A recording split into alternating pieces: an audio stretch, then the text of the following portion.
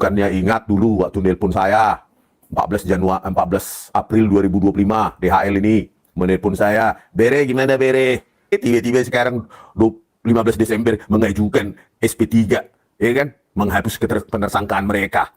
Bagaimana egoisnya? Ya, mereka yang memulai, mereka diam-diam membatalkan. Oh, nggak mau resiko, jangan jadi sok-sok jadi pejuang keadilan dan kebenaran.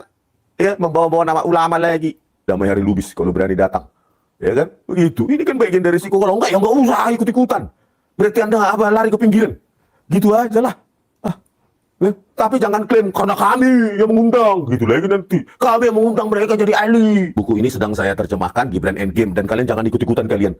Yang merengek-rengek minta SP3 restoratif justice. No, this is not your fight anymore. Horas Balige Academy dari Jakarta. Sudah ada yang nonton belum? Sudah lama ini saya nggak live ya. Apalagi dari tepian Danau Toba. Kangen juga pulang nih. Ya kan saudara. Ya melihat tanah leluhur. Danau Toba. Ya kan. Bayangkan tuh indahnya sambil ngopi-ngopi di sana. Dingin.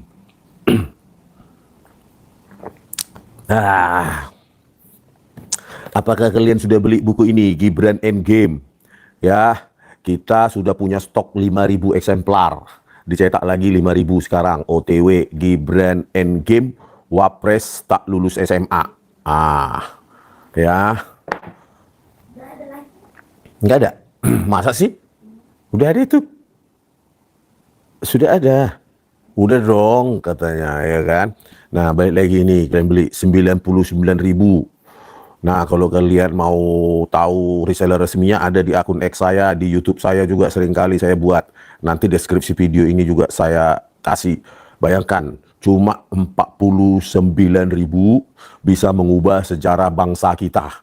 Keluar dari kerakusan dinasti Sakau kekuasaan Joko Widodo beserta keluarganya, ya. Ya, hari ini kita dapatkan berita, meskipun nggak terlalu penting juga ya. Kemarin katanya per 15 Januari 2026, Damai Hari Lubis dan Egy Sujana sudah diberikan SP3 ke Polda Metro Jaya. So what gitu loh. Kayak merasa penting kayak dia. Nggak penting juga lah. Ya, jangankan mereka yang mundur. Semua mundur, tinggal satu saya aja pun maju kok. Kasus Jessica Wongso, pengacaranya pun sudah diam. Saya terus berteriak. Keterlibatan Tito Karnavian, Krisnamurti, Muhammad Noor Azhar dalam memanipulasi barang bukti digital di Polda Metro Jaya kok. Ngapain? Takut gitu aja. Ya, yang saya takut kalau nanti tim saya ini tidak melanjutkan untuk menjual ini. Saya target 1 juta eksemplar harus ada di tangan orang Indonesia dalam dan luar negeri. Nah, buku ini juga sedang saya terjemahkan ke bahasa Inggris pelan-pelan. Ya, jam 8 malam sampai jam 12 malam saya kerjakan pelan-pelan. Makanya saya agak jarang live sekarang malam. Fokus ke sini. Mentranslate buku ini, Gibran Endgame, The Vice President Without High School Diploma, gitu kira-kira judulnya nanti kan. Tapi belum final, tapi kira-kira begitu ya. Gibran Endgame ;2, The Vice President Without High School Diploma. Tanpa punya ijazah SMA, cuy. Ya, ini harus kita perjuangkan, gitu loh. Kalau yang sudah minta tersangkanya dicabut atau SP3 sejak 15 Desember 2025 pada saat gelar perkara khusus, seperti yang dinyatakan Damai Hari Lubis, ya silahkan. Tapi jangan nanti kalian overklaim, kami itu yang memulai, kalian hanya ahli, kami. Jangan lagi sebut nama itu, statement itu. Ya sudah, pergi ke pinggiran. Ya, ke pinggiran pertandingan kalian menonton aja, nggak usah terlibat lagi, ya kan? Bukannya ingat dulu waktu nelpon saya 14 April 2025 DHL ini menelpon saya, Bere gimana Bere? Sudah datang jadi ke Jogja ke UGM. Oke tulang, sudah datang. Biaya sendiri-sendiri. Semua biaya sendiri, saya biaya sendiri, Pak Roy biaya sendiri, Bu Tipa biaya sendiri. Datanglah kami ke ruang 109 di UGM. Ya, pukul jam 10 pagi kok nggak salah itu. Dan mereka terlambat bisnya. Ya kan? Terlambat bisnya DHL dan kawan-kawan, katanya ada sesuatu dan lain hal. Kemacetan di tol. Akhirnya kami yang mewakili. Kami diundang di situ, ya kan, di 15 April 2025 di ruang 109 Fakultas Kehutanan UGM. Akhirnya kami yang datang, yang menghadiri, mereka terlambat. Tiba-tiba sekarang 15 Desember mengajukan SP3, ya kan, menghapus penersangkaan mereka. Bagaimana egoisnya? Ya, mereka yang memulai, mereka diam-diam membatalkan, ya kan? Harusnya kan berjuang bersama. Pejuang kok katanya egoisme yang ingin menyelamatkan diri masing-masing. Pret lah, ya, pret saya bilang. Nggak masuk lagi omongan kalian sama saya. Saya aja menulis buku manipulasi barang bukti digital oleh Puslapor Polri kasus kopi sianida aja sendiri kok saya. Sendiri, saya tulis sendiri. Saya tulis bahasa Indonesia dan bahasa Inggris. Ya, gitu aja kok saya sebut-sebut nama Tito di mana-mana, Tito Karnavian. Kalau kita benar jangan mundur. Ya kalau nggak mau resiko jangan jadi sok-sok jadi pejuang keadilan dan kebenaran. Ya, membawa-bawa nama ulama lagi. Ya kan? Kalau kan dari dulu ketika memperjuangkan ini pasti resikonya sudah paham. Resikonya ditersangkakan dan dipenjara. Kok seolah-olah resiko ini jadi kayak bukan variabel perhitungan. Ya kalau mau masuk ke arena ini melawan kekuasaan Jokowi, ya pasti itu resikonya.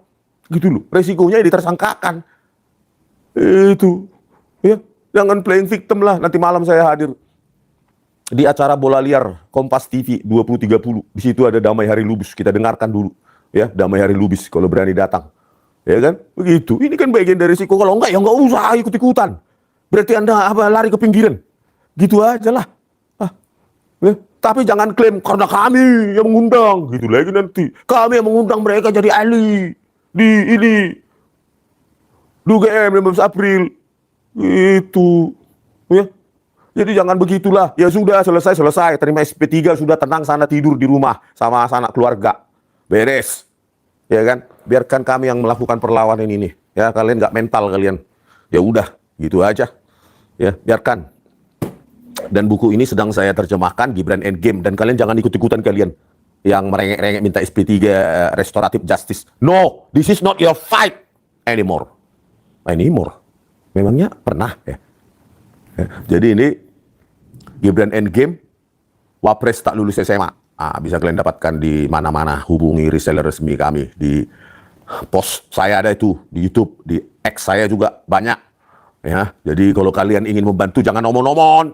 Kayak itu, siapa itu yang suka omon-omon? Ya, bantu perjuangan ini. Ini juga keuntungannya untuk biaya cetak selanjutnya. Target kami ya setidaknya 100.000 eksemplar gitu, ya kan? Keuntungannya ini hanya untuk mencetak berikutnya. Makanya ditaruh harga perjuangan 99.000 gitu. Ya, bukan lewat dari 100.000 kita kompres dan itu ya kita tekan biayanya, kita deal ya deal lah gitu ya dengan percetakannya dan pemiliknya juga kebetulan aktivis juga pemilik percetakan dan penerbitnya. Gitu ya. Jadi bisa ditekan harganya, makanya bisa segitu. Kalau kalian lihat buku-buku setebal ini, ya 260 lebih halaman ini, kalau kalian lihat di mana itu, di Gramedia, ya nggak mungkin harga 99.000 begini. Ya, nggak mungkin. Setidaknya 150.000 ke atas. Ini karena ditekan dan pemilik percetakan dan penerbitannya itu rahasia ya, kita rahasiakan. Itu memang memiliki jiwa perjuangan. Ditekanlah harga itu, biaya percetakan itu, ya padahal dia HVS ya. Putih ya, ditekanlah biaya percetakan itu sehingga keuntungannya ini ya bisa mengembalikan modal pinjaman sekaligus untuk biaya percetakan selanjutnya biar go on terus nggak berhenti ya. Kita sudah punya sekitar 2.000 itu sudah kita kirim per hari ini dan kita punya stok 5.000 eksemplar. Nah kalau udah selesai atau sebelum 5.000 eksemplar ini habis, maka kita cetak lagi karena dari keuntungan itu sudah bisa untuk mencetak selanjutnya dan selanjutnya dan selanjutnya dan tidak bakal pernah berhenti. Termul hanya bisa mencibir, nggak bisa dia buat tulis buku begini. Bilang aja, Gibran, wapres terbaik sepanjang sejarah. Coba tulis gitu loh. Ini negara demokrasi. Ya kalau nggak setuju kalian ya isinya ini fitnah. ya fitnah, tidak berbasis fakta, laporkan saya gitu. Saya juga kasus Jessica Wongso, ya kan? Saya minta laporkan aja sih. Tito laporkan saya, Tito Karnavian Krisnamurti laporkan saya. Fakta yang saya tulis, ya. Nanti mungkin ganti Kapolri atau ganti presiden, kita laporkan lagi itu siapa bertiga itu. Ya. Jadi kalau kalian membeli buku ini, sama saja kalian membantu perjuangan gitu. Kalau kalian merasa berat, ya sudah, kalau gitu saya yang beli, kalian yang berada di posisi saya, gimana? Hah? Jangan mau enak-enaknya, tetapi ingin berubah Indonesia ini. Jatuh dari langit, nggak begitu. Ya, kalau ingin berjuang, ayo sama-sama. Kalian bagian apa? Membeli buku ini, sebarkan. Borong, gitu loh. Karena keuntungannya ini hanya untuk biaya manajemen, satu. Yang kedua, biaya cetak berikutnya. Gitu. Supaya tidak pernah berhenti ini, sampai detik di mana Gibran dimakzulkan. Gitu ya. Karena bagi saya, ya persepsi saya, Joko Widodo ini sudah udah bingung dia ya. Inilah awal dari kejatuhan dinasti dia. Terbitnya buku Gibran Endgame, dan katanya Pak Roy Suryo juga mau menulis sama Bu Tifa. Silahkan, biar banyak buku tentang Gibran ini, kan? Gitu. Jadi biar makin banyak, jadi tipis-tipis saja bisa terbeli. Kalau JWP kan mahal ya. Kombinasi soalnya RRT. Kalau ini sendiri-sendiri supaya murah harganya 99.000. Pak Roy juga katanya harganya 99.000. Udah pernah saya ketemu, ya kan? Ya. Bang Rismon, Pak Roy, kalau batuk-batuk sebaiknya minum lohan kok. Oke, nanti ya. Cuma belum ada duit untuk membeli ya. Nggak batuk-batuk, kurang minum, coy. Selalu minum air putih. Nih, ya kan? Ya. Jadi kalau kalian ingin membantu perjuangan, silakan. Tetapi kalau enggak, jangan mencibir. Udah duduk di pinggiran aja nonton. Ya, kalian nggak terlibat dalam perjuangan bangsa ini. Udah duduk aja kalian penonton, tapi jangan mencibir kalau bisa. Tapi kalau memang kalian mencibir, ya sudah. Ya, itu memang bagian dari hidup, mencibir dan memuja orang. Ya, otak kita itu dikasih Tuhan bukan untuk memuja dan menjilat, berpikir kritis, mempertanyakan sesuatu. Ya, ya kan? Mempertanyakan sesuatu. Kata Einstein, question everything. Question everything. Pertanyakan segala sesuatu. Kalau termulu sih, tahunya ancaman penjara. Udah berapa bulan sih kalian? Udah hampir 1 tahun kalian belum penjara. Sudah 1 tahun kalian teriak-teriak gitu. Nggak ada hasilnya. Ya, saya tetap bisa menulis buku ini. Nih, saya tuntaskan selama ancaman kalian. Ya, ini satu lagi. Bosan kita berulang-ulang ya. Kita hapus saja. Hide, blok. Ya, jadi ini juga kita translate ke bahasa Inggris, ya. Gibran Endgame, Wapres tak lulus SMA menjadi Gibran Endgame, the Vice President without high school diploma. Ya kan? Ini nanti kita akan kirim ke Donald Trump. Nah, bisa kita kirim ke negara-negara BRICS. Ya kan? Indonesia berada di dalamnya. Terus kita kirim ke UN, United Nations. Gitu, di sini. Ya, kita kirim nanti ke negara-negara tersebut biar tahu mereka, Indonesian Vice President nggak lulus high school, aduh nggak lulus high school tapi gayanya selangit, ya pantas lah, orang dia anaknya mantan presiden Indonesia, ya pada saat dia mencalonkan diri ya bisa aja ditukang-tukangi semua, modal surat keterangan, ya surat keterangan dinilai memiliki pengetahuan setara dengan SMK Peminatan Akuntansi dan Keuangan. Dinilai pengetahuan setara dengan SMK Peminatan Akuntansi dan Keuangan. Saya tanya kepada Dr. Eko Susanto, ya, yang saat ini populer sekarang, sering saya sebut namanya, Dr. Eko Susanto, Sekretaris Ditjen apakah ada pengujian terhadap Gibran ketika kalian mengatakan memiliki pengetahuan setara SMK Peminatan Akuntansi dan Keuangan? Nggak ada. Surat keterangan itu hanya based on dokumen yang diupload katanya. Terus bagaimana kalian melihat pengetahuannya Gibran mengatakan memiliki pengetahuan setara dengan SMK Peminatan Akuntansi dan Keuangan? Kan parah itu. Jadi ya saya dapat informasi bahwa sekarang itu Kemendikbudrismen sudah goyang ya di dalamnya itu, karena di samping Dr. Bonatua Silalahi menggugat Dikdasmen, nanti RRT juga sedang menggugat ini. Nah, sebelum kita gugat, prosedurnya kita mohonkan informasi, ada 5 informasi detail terkait surat keterangan penyetaraan Gibran ini. 5. sudah kita kirimkan per 10 Januari. Kemarin saya emailkan jam 11:02 siang. Dan penyerahan berkas langsung biar kita kunci ya, kalau email mereka nanti kami tidak menerima emailnya katanya kan alasannya. Ya udah, kami antarkan tanggal 12 hari Senin Januari 2025 dan kami tanyakan email kami sudah sampai nggak ke Kemendikbudmen. Sudah katanya. Ya sudah, dijawab. Oke Pak, nanti dalam 2-3 hari ini kami jawab katanya. 2-3 hari, pertanyaannya itu kompleks. Ya kan? Jawab dengan kompleks. Jangan cuma kami tidak menguasai, kami ini, kami itu. Jangan begitu. Kalian isinya profesor doktor semua. Jawablah sesuai dengan kompetensi profesor doktor di Kemendikbudmen. Ya. Kalau pertanyaan kami kompleks nanti jawaban kalian abel-abel kayak anak-anak di pasar, ya kami tentu melakukan gugatan, keberatan, ya kan? Setelah keberatan baru kita bawa ke sidang KIP. Di situlah nanti kita bongkar. Di Medan, di Siantar nggak ada yang dijual dari Rismon, nggak. Hubungi reseller kami di YouTube itu atau dibuka akun X saya, Rismon Syanipar, atau TikTok saya, Rismon Syanipar. Di situ ada daftar reseller. Kalian pilih salah satu karena memang bukunya dikirim dari Jakarta, ya kan? Begitu. Bang, kok nggak ada di Gramedia? Nanti mereka takut lah. Penjual toko-toko besar itu buku-buku pinggir jurang begini mana berani ya kalian ini ya, kalian nggak usah lah hal-hal seperti itu ditanyakan, ya kan? Oke, terus ya lanjut lagi nanti di sidang KIP itu setelah jawaban itu tidak memuaskan, kami mengajukan keberatan, maka dibawalah sidang KIP. Nah, di situ kami minta notulensi rapat, kajian akademik, kurikulum, silabus, capaian pembelajaran, capaian kelulusan. Itu harus dibongkar. Kenapa bisa dibuat surat keterangan penyetaraan Gibran ini dari 2 institusi yang berbeda dan 2 tingkat pendidikan yang berbeda, satu secondary school, satu UTS Insearch yang program bridging persiapan masuk universitas disetarakan dengan SMK, kan begitu. Kita bongkar. Dan saya dengar Kemendikbudmen sudah goyang.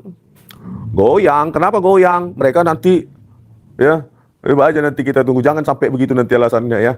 Kan kami bilang bukan surat penyetaraan, tapi kami buat cuma surat keterangan surat keterangan menilai pengetahuan Gibran setara SMK peminatan akuntansi dan keuangan. Salahnya KPU, kenapa itu diterima sebagai syarat? Melempar badan. Ya, jangan sampai seperti itu, ya. Kalian kan mengatakan lewat Dr. Eko Susanto, sekretaris lu tuh di Kemendikbudmen. Katanya ada kajiannya saat itu, yaitu dibuka kajian itu, dijelaskan kepada publik di sidang KIP nanti, gitu. Kajiannya itu apa? Bener nggak ada, gitu loh. Terus terkait 10 dokumen yang perlu diupload, ya kan? Untuk penyetaraan itu ada nggak raport 3 tahun terakhir? Ada nggak kurikulum sekolah asal? Ada nggak ijazah yang akan disetarakan? Itu kan perlu dijawab oleh publik. Makanya udah goyang ini dinasti Jokowi ini, ya goyang. Kemendikbudmen aja sudah si Teres, saya dengar itu si Teres. Ya. Saya kemarin waktu jadi saksi di sidang KIP, penggugatnya Dr. Bonatua Silalahi, terus tergugatnya Kemendikbudmen, saya jadi saksi di situ. Hakimnya pun bingung, 2 instansi yang berbeda, 2 level pendidikan yang berbeda, jadinya SMK, mereka bingung. Itulah kalau masih otaknya waras ya. Tapi asal jangan masuk angin nanti, ya kan. Hanya karena nanti dolar-dolar, rupiah-rupiah jangan sampai masuk angin. Tapi kalaupun itu kalian lakukan, terserah kalian lah, ya. Kalian, Tarma akan langsung bekerja. Nggak peduli saya dengan hal-hal seperti itu. Yang penting kita ungkapkan ke publik. Itu syarat wajib itu raport 3 tahun terakhir, ya iya. Sesuai syarat di penyetaraan ijazah online kok. Itu Kemendikbudmen sendiri yang buat. Kenapa mesti dilanggar? Ya, masa raport 3 tahun terakhir, raport kelas 1 SMA-nya dari secondary school, secondary 4 Orchid Park Secondary School. Terus raport 2 tahun terakhir dari Diploma of Business UTS Insearch katanya. Kan konyol, disetarakan ke SMK. Kan gila itu. Ini negara apa sih ini? Ya. Singapura hadir, Bang Rismon, Horas, oke Mbak Yeni, oke, Serangeo, ya, bukan hepeng ya kan? Termul si Teres. Parah. Nah, saatnya kalian membantu perjuangan, karena tanpa kalian ya ini nggak bakal terus terang. Ya, tanpa kalian pembeli sejauh ini yang sudah hampir 2000 eksemplar, maka ini nggak bakal pernah nyampe ke tangan pembaca yang lain. Karena kalian lah yang 2.000 orang ini, ya, yang telah membeli sejauh ini, ya, yang hampir 2.000 eksemplar ini, yang pengirimannya secara bertahap, yang saya dengar tadi sekitar 300 buku dikirim, ya, selesai dikirim per hari ini, 300 buku untuk hari ini saja. Besok mungkin 300 dan selanjutnya begitu, ya, 200 lah setidaknya. Ya, kalau tidak ada kalian pembeli yang 2.000 orang ini, ya, sekitar 2.000 orang ini, maka ini tidak akan dicetak lebih lanjut. Ya, dari mana uang kami? Ya, dari mana uang kami? Ya, uang kalian itulah yang dipakai, ya, untuk mendapatkan keuntungan mencetak berikutnya dan memulangkan uang modal yang kami pinjam. Ada 2 rekan kami yang baik hati perjuangan, ya kan? Baru 2.000 buku, coba lah dulu Termul jual. Dapat nggak 2.000? Baru ada 2 minggu, woy. Baru 2 minggu kita, 2 minggu lebih, 2.000 buku. Ini bakal 100.000 ini. Gitu, ya. Kalau Termul sih baru 2.000 buku. Kau lah dulu nulis buku, laku 1. Ya kan? Nih, ya, itulah Termul. Ya. Dikiranya kita dengan komentar-komentarnya itu bakal berhenti. Bakal lanjut. Karena apa? Kekuatan kami itu rakyat.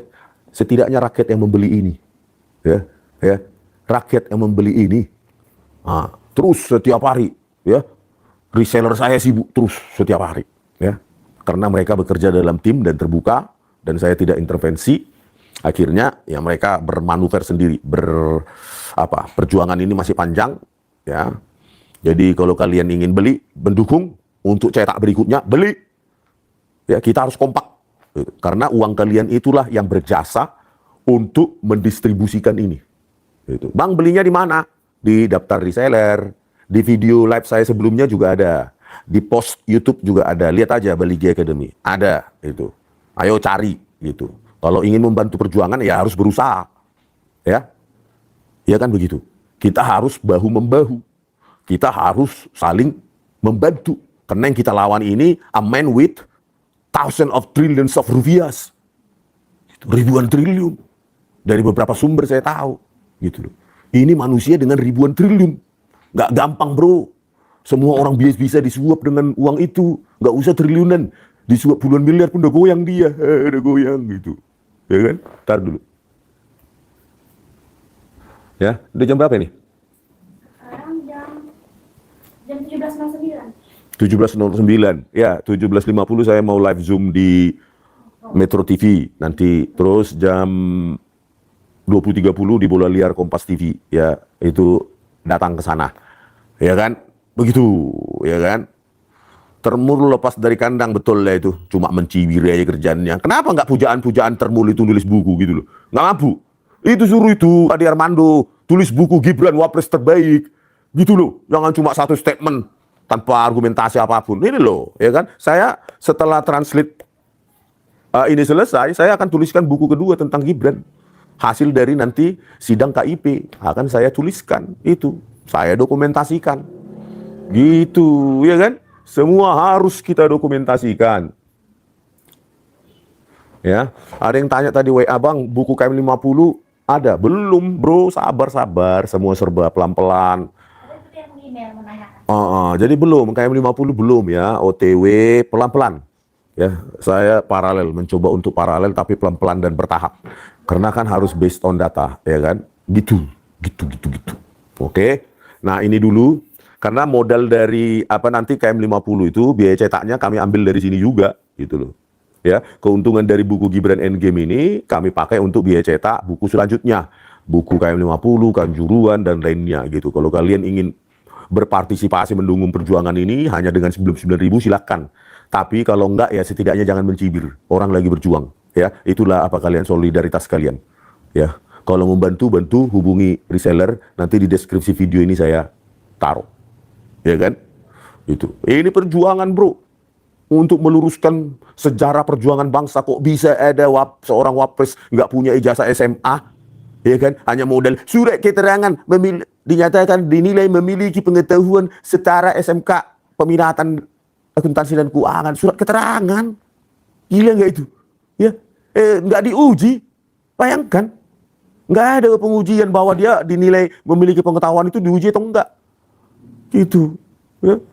Jadi ini dinasti rakus kekuasaan, sakau kekuasaan Joko Widodo ini dan keluarganya ini ya harus dihancurkan. 2026 harus kita selesaikan sebelum Indonesia ini lebih hancur. Ya. Sebelum Indonesia ini lebih hancur harus kita hancurkan dinasti Joko Widodo haus kekuasaan. Tentu tantangannya adalah para termul, penjilat-penjilat yang akan melaporkan lah pakai parcok, pasal-pasal 32, 35, semua itu pasal mau dipakai. Yang penting bungkam. Gitu. Itu aja paling di otak mereka.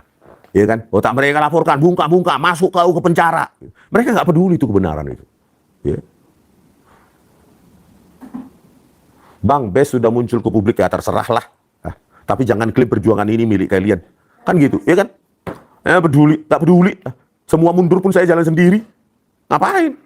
Ya. Penjara terserah. Banyak orang di penjara juga nggak mati. Hidup cuma sekali kok. Yang penting kita jangan jadi maling uang rakyat itu, nyolong. Ya, semua dicolong. Ya, manusia paling rendah itu harusnya dihukum mati, ya kan? Oke, ini pemirsa, saya mau tutup. Hubungi reseller di kanal YouTube saya ini, di post di video sebelumnya juga ada. Terus di akun X saya, ada akun TikTok saya, Rizmon Sanipar. Kalau nggak salah 3 bulan lalu, 4 bulan lalu saya dibolehkan membuat TikTok. Sebelumnya saya nggak aktif dihukum karena saya repost terus ya kan. Ternyata dihukum gitu. Ya, gitu pemirsa. Ya, kalau kalian ingin membenahi Indonesia ini, berjuang, jangan pernah berharap durian runtuh jatuh dari langit. Indonesia tiba-tiba berubah. Yang ada apa? Yang ada malah tambah hancur kalau kita diam. Hancur karena dinasti kekuasaan ini. Seseorang yang nobody dari Solo sana diangkat oleh PDI Perjuangan dan mengkhianati PDIP Perjuangan.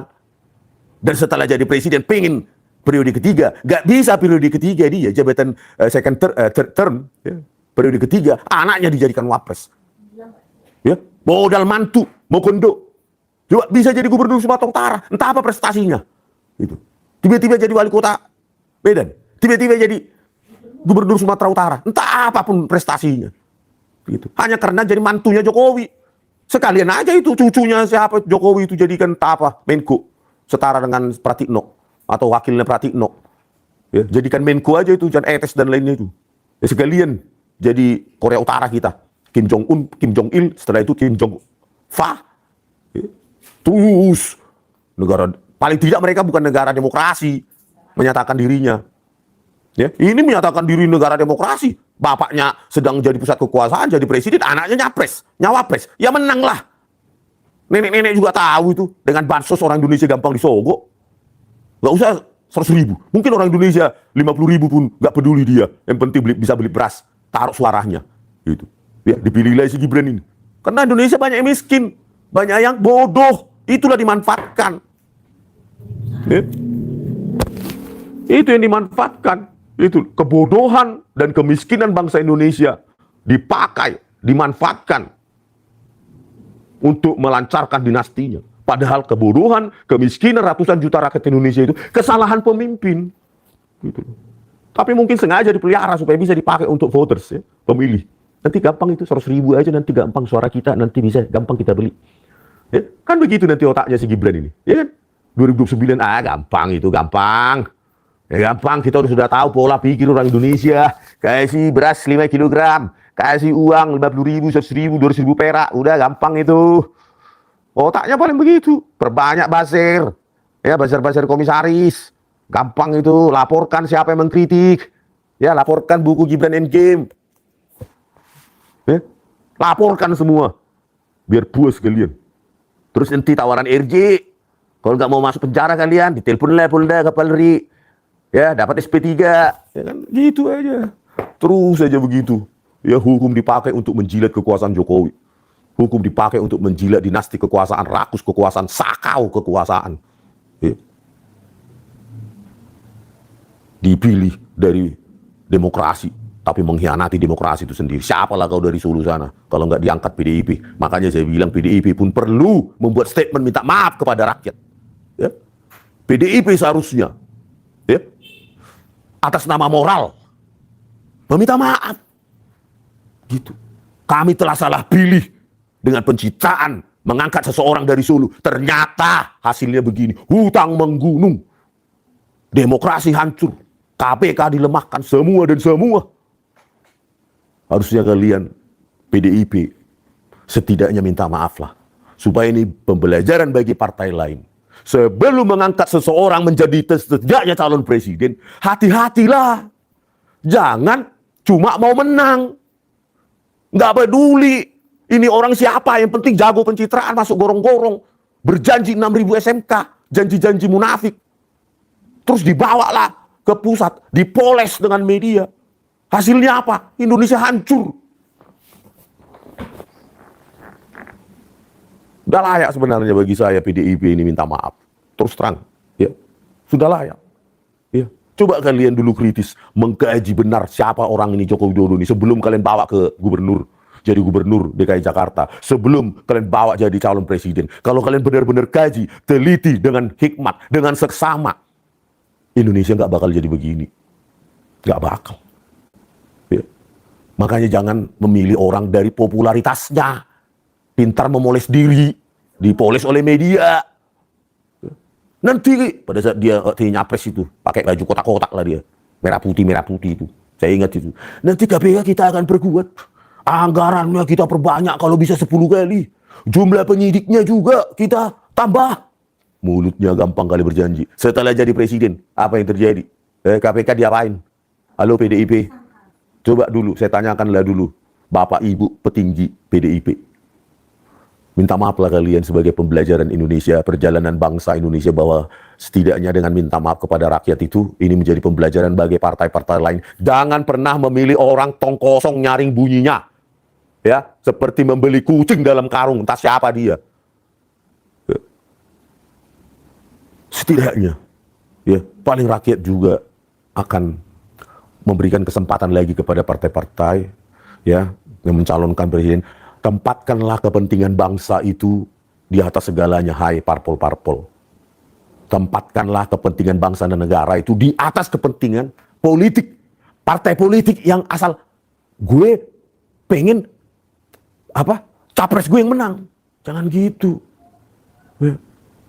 Harusnya berpikir, kalau ini menang, capres yang kita usung ini, Indonesia jadi apa?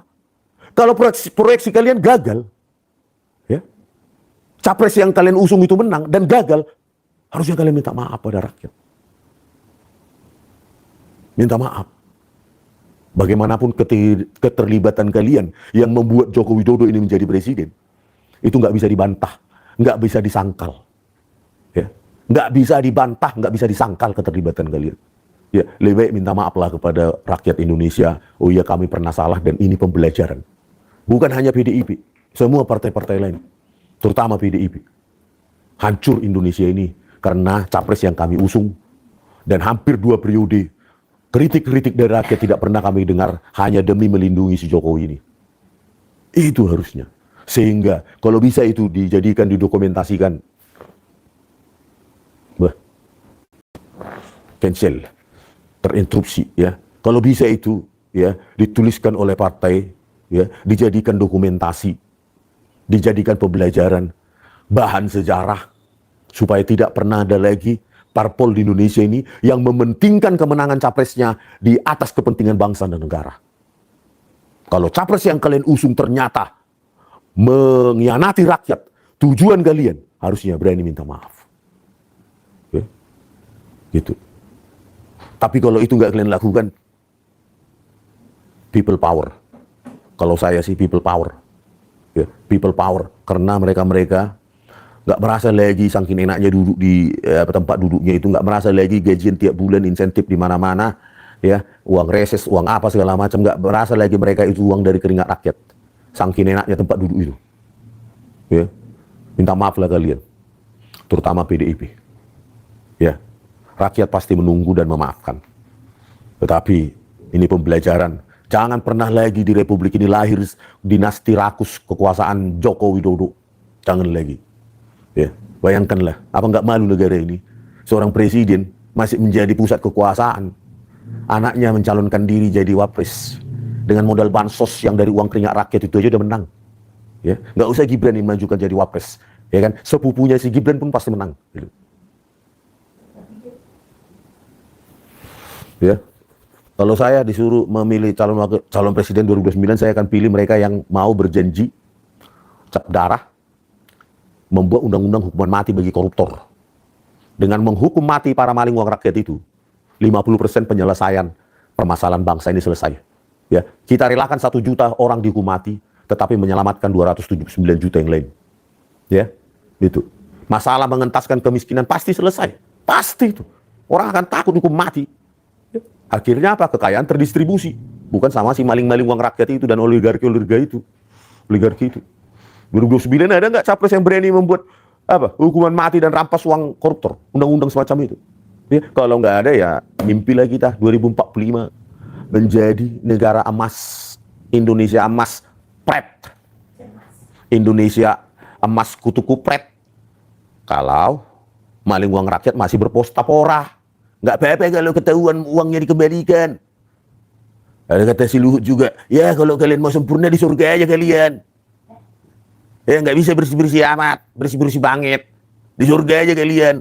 Ini mulut. Ya. Kita makan aja sudah PPN sekarang. Mulut nggak dijaga. Rakyat Indonesia banyak ratusan juta miskin. Gagal kalian memakmurkan Indonesia ini. Masih juga mulutmu itu menyakiti hati rakyat. Ya. Pemirsa, ya, saya mau live dulu nanti 17.50 di Metro TV. Bye-bye merdeka, hancurkan dinasti rakus Joko Widodo. Merdeka.